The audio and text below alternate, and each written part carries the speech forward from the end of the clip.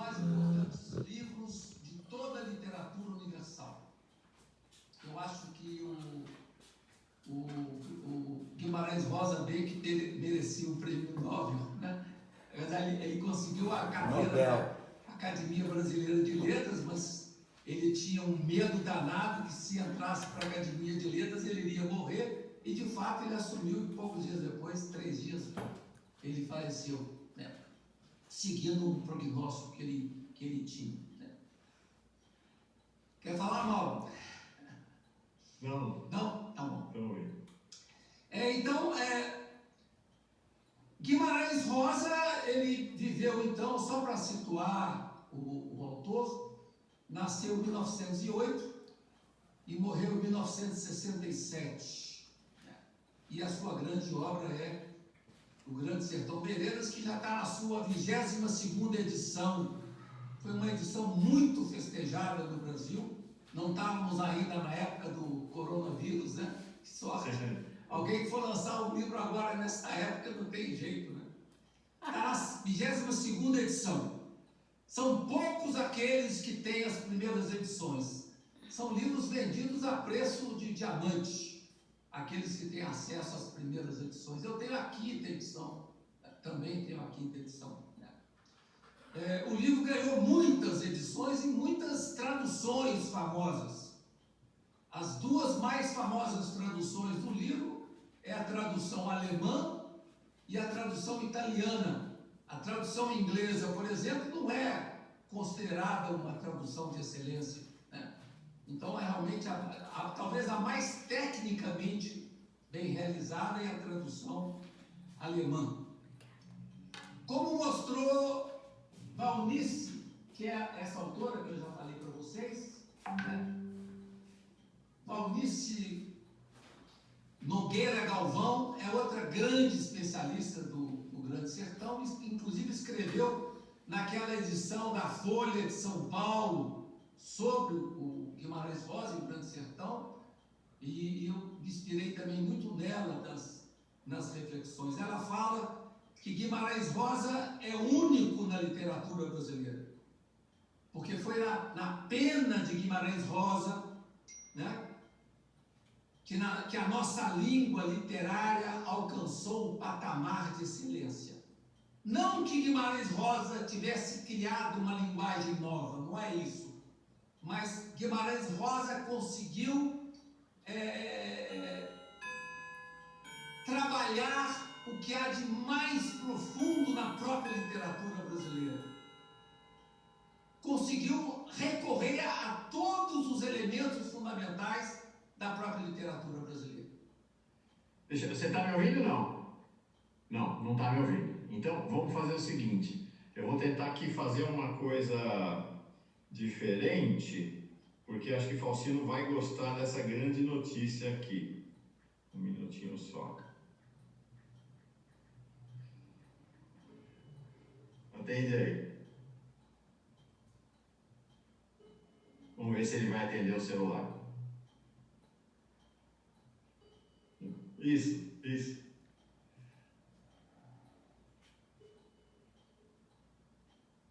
Tem uma notícia para te dar, Faustino. Tá me ouvindo? Tem uma notícia para te dar. Então nós vamos fazer assim. Sabe quem está assistindo essa aula aqui? Oscar Meoso. Oscar Meoso está assistindo a aula e está dizendo aqui: eu tenho a primeira edição de Grande Sertão Veredas, Dudu. Olha que coisa maravilhosa. Fantástico. Isso aí realmente é uma raridade. Se ele botar na estante virtual, ele vai conseguir o preço de um apartamento, se bobear. Bom, mas retomando aqui, né? Uma alegria parabenizar o Veloso, amigo do coração, essa presença carinhosa dele aqui. Então, o romancista Guimarães Rosa conseguiu, com sua obra, tocar o centro da língua portuguesa, recorrendo com criatividade, com ousadia, a mais ampla utilização de virtualidades da narrativa portuguesa. Isso eu queria enfatizar muito. Não é que ele tenha criado uma nova língua, mas ele conseguiu captar o que há de mais rico no repertório da língua portuguesa. Então há algo de misterioso e de místico do Grande Sertão Veredas, revelando uma parceria singular entre autor e obra, como um casal de amantes. Em entrevista que ele fez, que o Guimarães Rosa deu a Günter Lawrence, em janeiro de 1965, Guimarães Rosa dizia: o bom escritor é um arquiteto da alma. Sem dúvida, sua relação com a linguagem tem um toque místico, de mistério, que carrega um jeito peculiar de ruminação da palavra que o mantém em alerta por horas ou por dias. Daí a grande dificuldade de traduzir o Grande Sertão Vereda para outras línguas. Por mais que a tradução alemã seja tecnicamente muito especializada, como diz o grande estudioso da literatura brasileira, José Miguel Wisnik, da USP, ele fala que só mesmo o brasileiro consegue captar o miolo do Grande Sertão Veredas, porque tem certas nuances que só é acessível ao leitor brasileiro. Então, algo desse mistério se perde na tecnicidade da tradução. Isso é que o José Miguel Wisnik fala em vários momentos ou vídeos que ele expressa. Aliás, os vídeos do José Miguel Wisnik sobre os contos de Guimarães Rosa são das coisas mais bonitas e preciosas que eu vi na internet sobre Guimarães Rosa, né? E Rosa assinala que quando a dúvida o assoma, ele busca a resposta entre os doutos professores. Não é entre os doutos professores que ele busca a resposta, mas ele busca a resposta entre os vaqueiros de Minas Gerais, que são todos homens muito atilados. Todas as grandes viagens que ele teceu, que ele seguiu pelo sertão, com os vaqueiros, com os boiadeiros, com os personagens que vão depois entrar na reflexão de Guimarães Rosa, nessas viagens que ele foi capturando no seu caderninho, clássico caderninho do Guimarães, as expressões, as falas, né, os costumes do povo que vive no sertão, da natureza, da geografia e tudo mais. Então, o Grande Sertão Veredas foi publicado em 1956, mas o seu primeiro rascunho ficou pronto em julho de 1954, no ano e no mês em que eu nasci. Então, por isso que tem ainda essa pega do Grande Sertão comigo, que é muito forte. Então, o número de páginas do livro depende da edição. Se você pega, por exemplo, a quinta edição de 67, que foi a última publicada em vida do autor, são 460 páginas. Se você pega essa 22ª edição, já são 435 páginas o livro. Nessas páginas, habita a força de uma linguagem dotada de vida, compromisso de coração, alcançando a reflexão labirintos metafísicos, com criação, fantasia, sem romper com a dinâmica do cotidiano. O cotidiano está presente em todo o livro do Grande Sertão Veredas. Ainda recorrendo essa clássica entrevista do Günter Lawrence, que está publicada nesses 2 volumes aqui, a entrevista clássica, talvez uma das melhores entrevistas feitas, dadas por Guimarães Rosa. Guimarães Rosa sublinha a dimensão de infinito presente na sua reflexão, mas que retorna sempre ao dia a dia. Então, é a presença do infinito na dinâmica do dia a dia. É o que é um pouco a mística do cotidiano, né, Mal? Que a gente sempre fala aqui. Na literatura, diz o Rosa, a fantasia nos devolve sempre enriquecidos à realidade do cotidiano, onde se tecem os fios da nossa treva e da nossa luz no destino que nos cabe. O personagem Zé Bebelo, em Grande Sertão Veredas, assinala. Essa é uma passagem muito bonita. A gente tem de sair do sertão, mas só se sai do sertão tomando conta dele adentro. Por ocasião do lançamento da nova edição, essa 22ª edição, pela Companhia das Letras, Mia Couto, que lançou o livro em Belo Horizonte, ele esteve presente no lançamento em Belo Horizonte, dizia que nessa obra encontrou o retrato mais fiel do Brasil e que poderia perfeitamente ser escrita no tempo atual. Quer dizer, a história que acontece no Grande Sertão é uma história intemporal, que podia ser contada nos dias de hoje com os personagens que nós vemos no nosso dia a dia.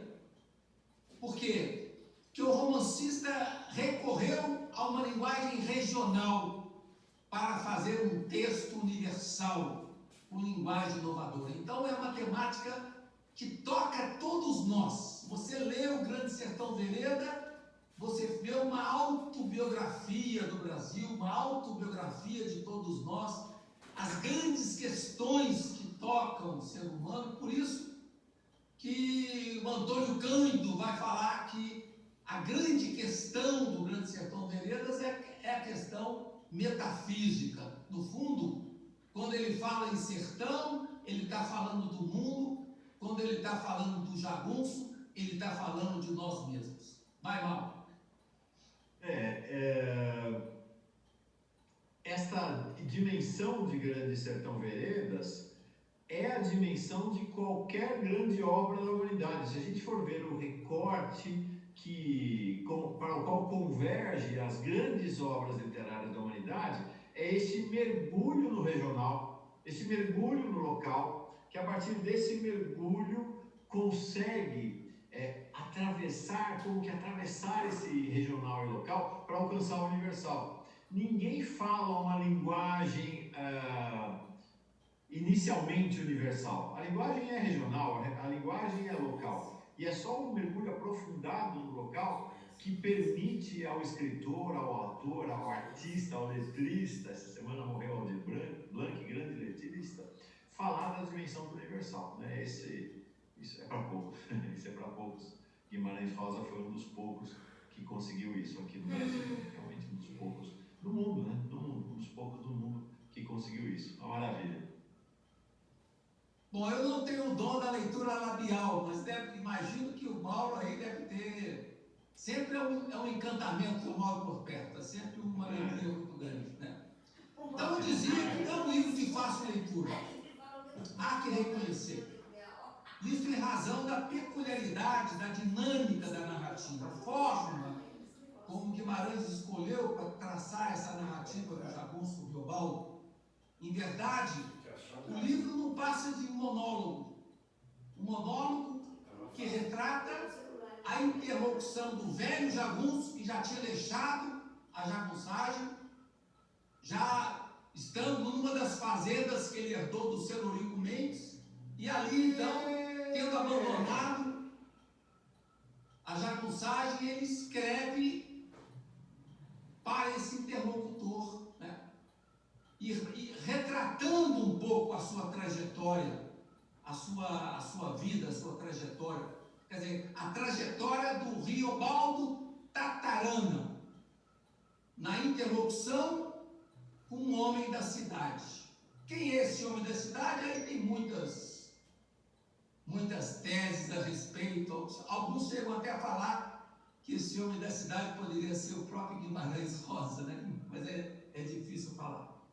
Nessa conversa, Riobaldo passa em revista o seu passado, os seus temores, as suas crenças e o seu mundo. Por isso que, no fundo, nós estamos falando de nós mesmos, né?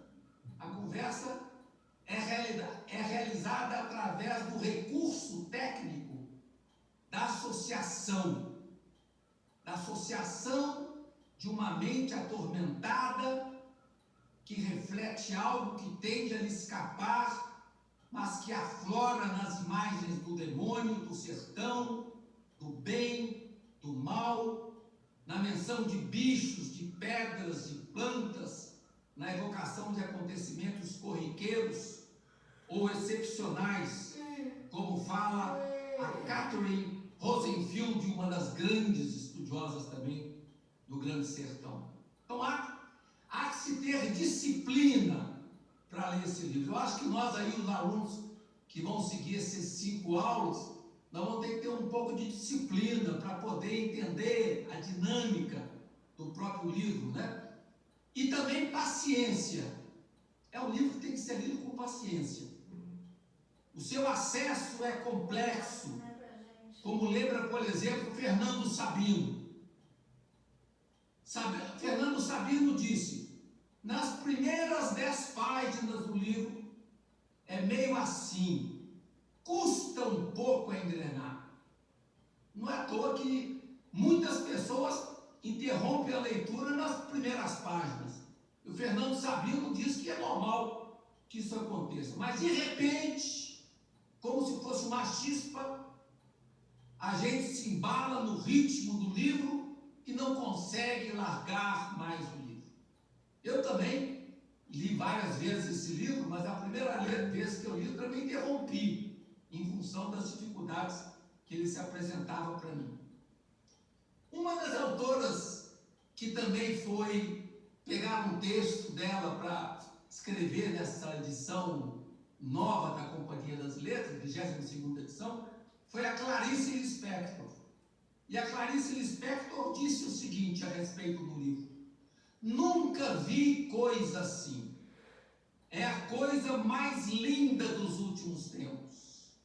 O livro está me dando uma reconciliação com tudo, me explicando coisas adivinhadas, enriquecendo tudo. Essa experiência da Clarice é a mesma experiência que eu tive na minha última leitura demorada sobre o livro Atravessando o Atlântico. Quer dizer, o livro me ajudou a colocar as grandes questões da minha vida, as minhas grandes angústias, os meus medos. Nesse sentido, realmente, esse livro reconfigurou o meu modo de ser no mundo a partir de questões fantásticas e trabalhadas de forma tão interessante por Guimarães. E é bom que vocês saibam, como dizem os especialistas, que o Guimarães Rosa não escreveu esse livro na tremenda tranquilidade, não. Ele escreveu esse livro, às vezes, com grande angústia, se esparramado pelo chão em luta com os demônios ou com o demônio, e a partir desse conflito existencial, ele foi escrevendo um livro. Então é um livro que foi tecido existencialmente numa luta árdua de Guimarães Rosa com as grandes questões, ou com a grande questão que nós vamos poder apontar daqui a pouco na nossa reflexão, a grande questão que está presente no livro. No processo, então, de interlocução com o senhor da cidade, nesse monólogo, Riobaldo expressa sua dificuldade de narração. Ele fala: contar é muito, muito dificultoso. Não pelos anos que se passaram, mas pela astúcia que tem certas coisas passadas, de fazer o balancê, de se remexerem dos lugares. E a obra vai se desenrolando, essa narrativa do Riobaldo, na interlocução com o homem da cidade, num marco de ambiguidades. O livro todo é tecido por ambiguidades. É o bem e o mal, o masculino, o feminino, o ódio, a alegria, tudo no livro é marcado pela ambiguidade. Um dos personagens mais centrais do livro, que é Diadorim, é um personagem profundamente marcado pela ambiguidade, né? Então, quer dizer, a obra vai se desenrolando num marco de ambiguidades que são impactantes no campo da geografia, dos tipos sociais, das afetividades, das crenças e, sobretudo, da reflexão metafísica. A ambiguidade metafísica, diz Antônio Cândido, revela o ponto nevrálgico da obra, a ambiguidade metafísica. Diz o Antônio Cândido, ambiguidade metafísica que balança Riobaldo entre Deus e o diabo, entre a realidade e a dúvida do pacto, dando-lhe o caráter de iniciado no mal para poder chegar ao bem. Aliás, essa é uma das questões fortes do livro, né? Você tem que fazer o pacto com o mal para poder vencer o mal, no caso, personalizado pelo Hermógenes. Então, são duas linhas paralelas, como diz o Manuel Cavalcante Proença, no seu famoso Trilhas do Grande Sertão, de 1958. Ele fala, são duas linhas paralelas que marcam o Grande Sertão Veredas. Uma linha objetiva, que é a abordagem do itinerário das andanças e dos combates, como se fosse uma cavalaria, né? Um livro de cavalaria, o traço objetivo, mas um traço subjetivo, que talvez seja o mais essencial, que vai sinalizando as marchas e contramarchas de um espírito estranhamente místico que oscila entre Deus e o diabo. Vai, Mauro.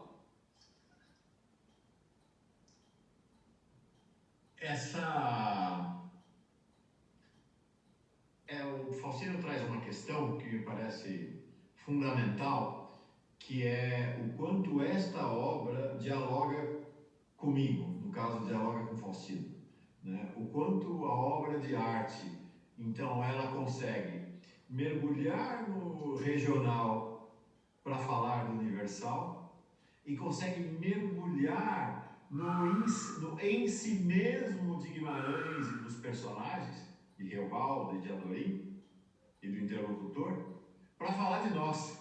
Então, esse duplo movimento que Guimarães realiza, que realmente é fantástico, né? Nos levar às questões cruciais de toda a humanidade e nos trazer às questões cruciais de nós mesmos, que é o que fez com o Faustino, e é uma oportunidade que nós podemos ter com esta e outras obras de arte. Mas o Guimarães faz essa dupla articulação e ela é maravilhosa, realmente é maravilhosa. O Willy Boly, que eu gosto muito da forma como ele fala, como ele escreve. Aliás, ele tem uma participação muito bonita também num programa da televisão, falando de entrevistas, falando um pouco sobre a experiência dele de ter abraçado a temática do Grande Sertão. Ele diz o seguinte: o livro pode ser dividido em 7 partes constitutivas, com o início na situação narrativa de apresentação do personagem Riobaldo, ou Tatarana, passando pela sua dinâmica iniciática na travessia do Rio São Francisco, abrindo o campo de sua longa epopeia pelo sertão, na vivência de seus amores e embates, até por fim largar a jagunçagem. E é curioso a presença desses acidentes geográficos no livro. Por exemplo, a presença do Rio São Francisco. A presença do Rio São Francisco é fundamental no livro. O Rio São Francisco serve como referencial para mostrar 2 partes da vida do jagunço Riobaldo, qualitativamente diversas. Aqui eu estou me expressando na linha de reflexão do Antônio Cândido, ele que trabalhou um pouco essas 2 margens do Rio São Francisco, a margem direita e a margem esquerda. Toda a história pode ser dividida nessas 2 margens. Na margem direita, a topografia parece mais nítida. as relações são mais normais. É a margem do grande justiceiro Joca Ramiro, do artimanhoso Zé Bebelo, da vida normal de Reobaldo no Curralinho, da amizade ainda reta, apesar da revelação de Guararabacã por Diadorim, a revelação de Diadorim, mulher travestida de homem. Na margem esquerda, por sua vez, a topografia parece fugidia, passando a cada instante para o imaginário em sincronia com os fatos estranhos e desencontrados que lá sucedem. Nessa margem esquerda é a margem da vingança, da dor, do terrível Hermógenes e seu reduto no Alto Cariranha, das tentações obscuras, das povoações fantasmais e do pacto mundial. Então, partindo dessa chave metafísica para a compreensão da obra, pode-se dizer, com base nessa reflexão de Antônio Cândido, que o sertão representa o mundo e os jagunços representam os seres humanos. É como se o sertão fosse um microcosmo que retrata a dinâmica universal de todos os viventes. É o que traduz o plano subjetivo da narrativa, constituído pelos conflitos interiores o tempo todo. Reobaldo vai viver os conflitos interiores, essa perquisição metafísica do protagonista, pois tanto esses conflitos como a busca empreendida por Reobaldo de sentido da vida, de busca de sentido da vida, são preocupações universais que ultrapassam o regionalismo do romance, dessa pretensão, dessa ideia de que seria um simples regionalismo. É um livro, na verdade, não é um livro regionalista, é um livro metafísico, que trabalha com 3 grandes temas, como diz Antônio Cândido: a terra, o homem e a luta. Em confidência ao seu tradutor italiano, Edoardo Bizzarri, aliás, o Guimarães Rosa saiu um livro publicado das entrevistas de Guimarães Rosa com o tradutor alemão, e outro livro das conversas de Guimarães Rosa com o tradutor italiano, né? Então é interessante, são livros grossos e que trazem muitas informações preciosas sobre as traduções e também sobre o próprio Guimarães Rosa. Então, o Rosa falou para o Edoardo Bizzarri, seu tradutor italiano, no balanço das componentes de sua narrativa, atribuía somente um ponto à realidade sertaneja, Guimarães Rosa, 2 pontos ao enredo, 3 pontos à poesia, e o mais alto, segundo Rosa, o 4º ponto, seria o elemento metafísico e religioso. Então, quer dizer, o ponto mais alto, o elemento mais significativo do livro, não é tanto a história, mas é a reflexão metafísica e religiosa que está nele envolvida.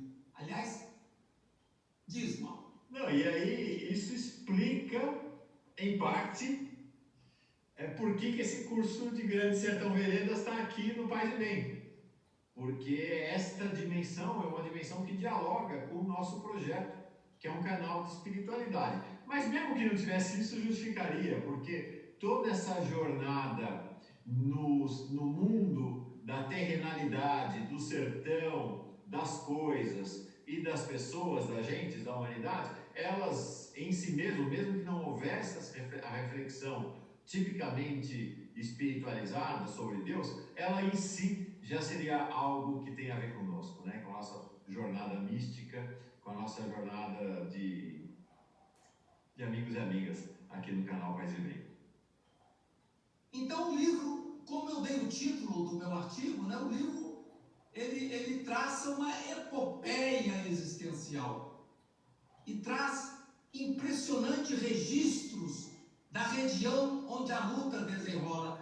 O Guimarães Rosa é detalhista. No seu caderninho ele ia anotando tudo, desde topografia, nome de animais, nome de passarinhos, nome de rios. Quer dizer, então o traço documental do livro é impressionante. A observação da vida do sertanejo, a paixão pela coisa e pelo nome da coisa.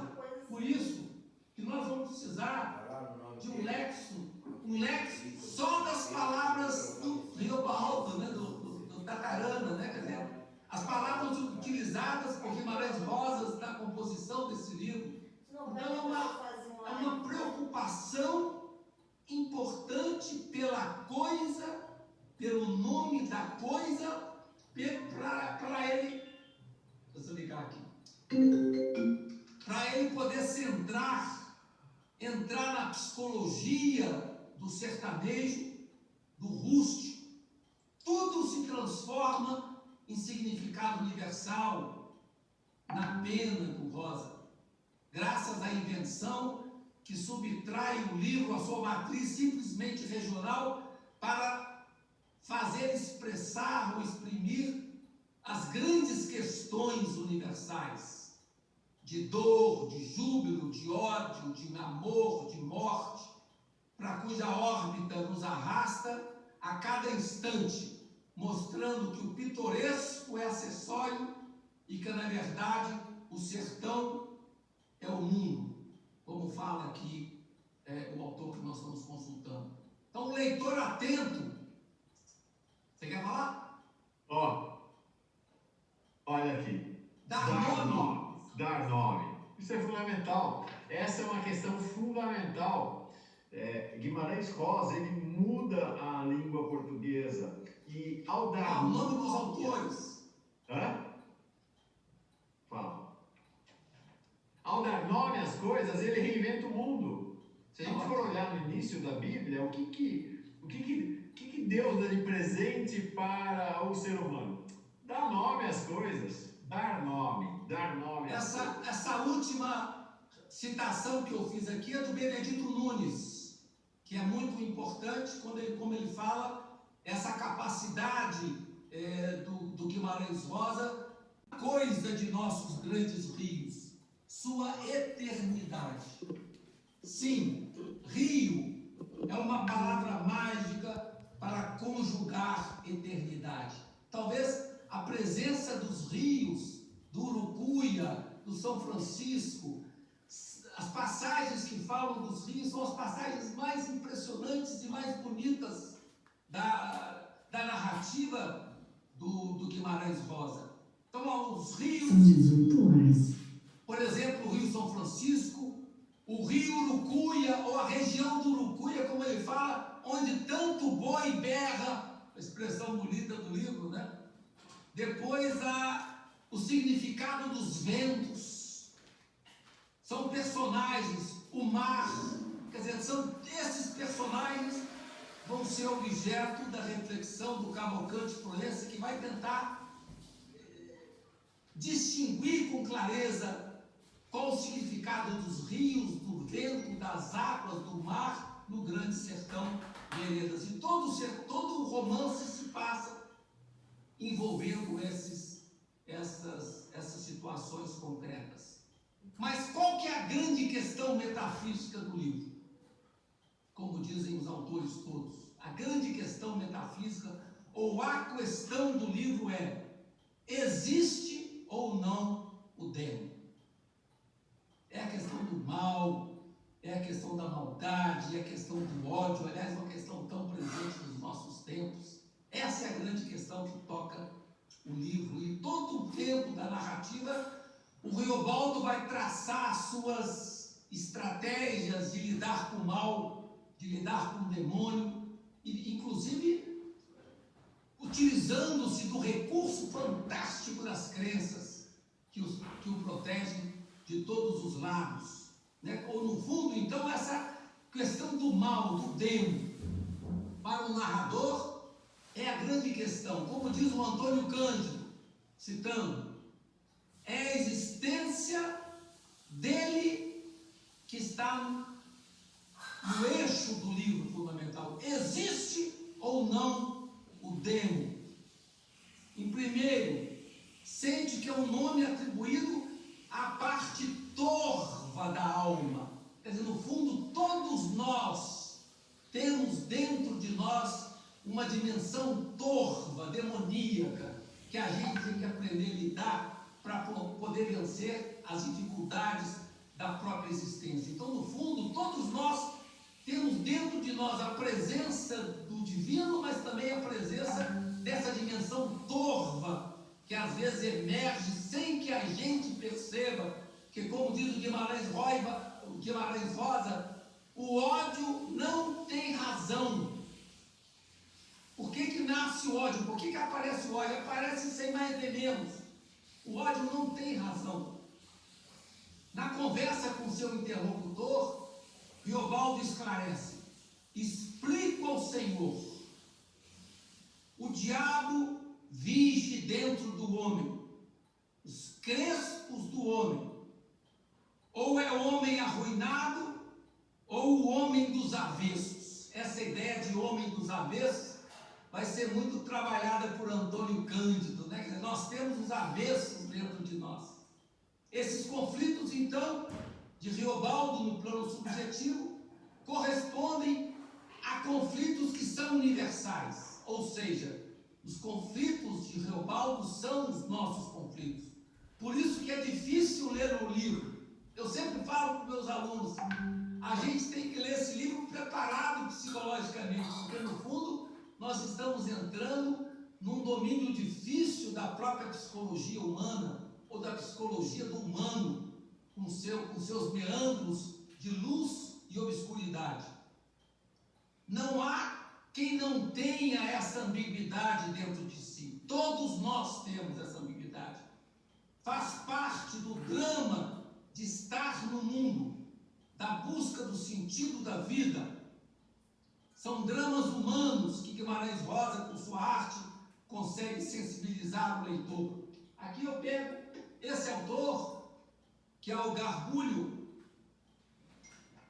José Carlos Garbulho. Ele diz o seguinte: as mesmas perplexidades, as mesmas dificuldades enfrentadas por Riobaldo chegam até ao leitor com a mesma força e conturbadas pelas mesmas dúvidas, graças à superior capacidade com que instalou dentro dos signos linguísticos o mundo em processo, realizando-se dinamicamente para que o leitor o enfrentasse com instrumentos equivalentes aos seus. Ou seja, o Guimarães Rosa tem tanto talento que quando o personagem fala das suas perplexidades, o drama nos toca com a mesma densidade que toca o personagem.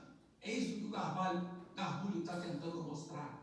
O que busca fazer Guimarães Rosa em sua narrativa, como ele mesmo expressou para o tradutor alemão do Grande Sertão Veredas, que é o Kurt Meyer Clason, diz ele, é rodear e devassar um pouquinho o mistério cósmico, esta coisa movente, rebelde a qualquer lógica, que é chamada realidade, que é a gente mesmo, o mundo e a vida. Ou seja, a leitura do Grande Sertão é uma leitura que nos coloca no furacão do real, no mistério profundo do real. A gente vai rodeando e devassando o mistério cósmico, essa coisa movente que marca e que define a própria realidade. Ou conforme diz o personagem Tatarana, Riobaldo, o real não está nem na saída, nem na chegada. Ele se dispõe para a gente no meio da travessia. Essa travessia se dá no sertão. É ali no sertão que Guimarães Rosa insere a epopeia de Riobaldo, no sertão. Trata-se de um conceito que não se limita à sua configuração geográfica. O sertão está em todo lugar. Basta ver a última versão de teatro feita pela Bia Lessa, do Grande Sertão Veredas. Ela esclarece claramente que o sertão pode estar em qualquer lugar. O sertão não está só no sertão. Então não é um conceito que não se limita à sua configuração geográfica, mas a uma região múltipla e ambígua, que abriga os elementos mais contraditórios, como a confusão, o sossego, Deus e o demo. No âmbito geográfico, o sertão de Guimarães Rosa envolve o noroeste de Minas Gerais, o sudoeste da Bahia e o sudeste de Goiás. E é impressionante perceber como que Guimarães Rosa estudou a região. Há um livro clássico do Alain Vigiano, que chama-se Itinerários de Riobaldo, quando ele mostra para nós, nesse autor, que das cerca de 230 localidades citadas em Grande Sertão Veredas, 200 foram localizadas pela pesquisa. Muitas foram localizadas, são localizáveis. Então é um trabalho geográfico impactante e impressionante que ele fez. Todos os rios, vilas, serras, caminhos, veredas são localizáveis. Inclusive as cidades, que de um modo ou de outro entram na narrativa. E você pode perceber esse sertão fazendo uma viagem de carro ou de ônibus entre Belo Horizonte e Brasília. Quem viaja de carro do Distrito Federal até Belo Horizonte passa pelo ambiente do sertão. Não só o clima físico e emocional das histórias de Guimarães, como os próprios nomes e lugares usados por ele aparecem, né, são aproveitados pelo autor na construção da sua narrativa. Então o sertão, ele é simultaneamente real e fantástico, onde a brutalidade impõe técnicas brutais de viver, onde os fenômenos de possessão religiosa que geram beatos e fanáticos, como diz Antônio Cândido, diferem pouco na sua natureza e consequência dos que poderíamos atribuir à possessão demoníaca. O sertão é uma terra sem lei, é o sem lugar, e todos aqueles que mal montam no sertão só alcançam reger em rédeas por uns trechos, que sorrateiro o sertão vai virando tigre debaixo da serra. Citação do Grande Sertão Veredas. Então você tem um personagem sertão e você tem um personagem jagunço, e com isso eu já vou encerrando. O jagunço é uma figura singular do sertão. É o pistoleiro, ou sem terra, como fala Antônio Cândido. Não a identidade mais peculiar do jagunço é essa do sem terra, do pistoleiro. Um tipo híbrido, citando Antônio Cândido, entre o capanga e o homem de guerra. Ele vem contratado para garantir os limites da propriedade ou grilar terras, ou mesmo eliminar adversários, organizar eleições, recorrendo à fraude, à intimidação, mobilizando os eleitores de cabresto, desencadeando contendas ou reprimindo-as.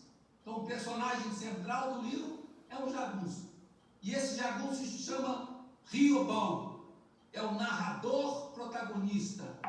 Tinha como apelido também Serzidor. Depois, Tatarana, lagarta de fogo, que significa tatarana, lagarta de fogo.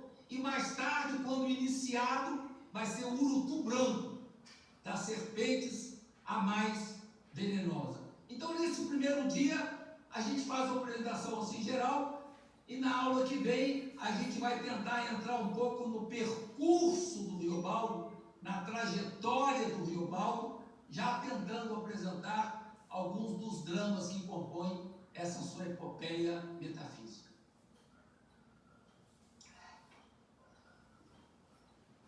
Maravilha essa primeira aula. Deixa eu esclarecer para quem chegou mais tarde. A gente quer quero pedir mil desculpas, a gente está com um problema técnico que não conseguimos resolver, que vocês me escutam o Faustino, mas o Faustino, eu escuto o Faustino, mas o Faustino não me escuta. O Faustino não me escuta lá. Então a gente está com essa dificuldade nessa aula, reiniciamos, começamos mais tarde, abrimos outra live, agora live virou a palavra da moda, mas não deu certo, né? Realmente não deu certo. Então a gente fez nesse esquema porque achávamos tanto Faustino quanto eu uma expectativa enorme em relação ao início do curso, que a gente merecia ouvir mesmo com esse improviso. Espero que na próximo encontro nosso a situação esteja resolvida. Então valeu. Valeu porque o Faustino falou mais do que em geral fala. Tem as minhas interrupções, então foi muito agradável mesmo, muito instrutivo, foi uma viagem, né? Foi o início de uma viagem. Teremos então mais 4 aulas desse mini curso sobre Grande Sertão Veredas, como o Faustino anunciou. A próxima aula é o início, é o mergulho na trajetória, no percurso de Riobaldo, que é o personagem central do Grande Sertão Veredas, e aí vamos fazendo aula por aula, né? Quero agradecer a todo mundo que esteve aqui nesse encontro com a gente e devolver para o Faustino. Faustino. Bom, eu queria dizer para vocês que foi um exercício dificílimo para mim não ouvir o Mauro. Não foi fácil, mas foi mais um aprendizado na minha vida, né? Eu queria então agradecer o carinho de vocês, de toda a comunidade Paz e Bem, e dizer que eu estou muito feliz mesmo de poder, junto com o Mauro, percorrer esse livro que é para mim das coisas mais bonitas que aconteceram na trajetória da minha vida. E a gente vai poder sentir ao longo das outras aulas que virão, que é uma temática que toca profundamente o íntimo de cada um de nós. Espero que a gente possa ter a felicidade, com a ajuda do Mauro, para poder transmitir com fidelidade a realidade bonita desse grande autor. E vocês leiam o meu texto, que é um texto de base, que está servindo de condução da minha reflexão aqui, e que o Mauro vai postar também aí na página do Paz e Bem. Paz e Bem para todos, um lindo fim de semana, e tenhamos coragem e fiquemos em casa. Um grande abraço. Eu vou colocar o link então para esse artigo do Faustino que saiu no IHU na descrição deste vídeo, tá uma descrição longa, que é o que faz a introdução à aula, né? Essa foi a aula introdutória do curso, eu vou colocar na descrição e vou aproveitar para dizer para vocês o seguinte: Faustino não gosta que eu falo isso, mas como ele não está ouvindo, eu posso falar. Faustino é um mestre para mim, acho que é um mestre para toda a comunidade, né? A gente tem aprendido demais com ele. Sinto uma relação realmente de mestre iniciado na nossa amizade com o Faustino. E acho que essa é um tipo de relação que se estabelece entre ele e toda a comunidade. Nós somos muito gratos e gratas pela presença dele conduzindo esse curso de espiritualidade maravilhoso, fantástico, que tem nos atravessado, né, nos atravessou em 2019 e vai continuar atravessando agora em 2020. Então, Faustino, tamo junto. Paz e bem, gente. Paz e bem. Até a próxima aula, na próxima semana.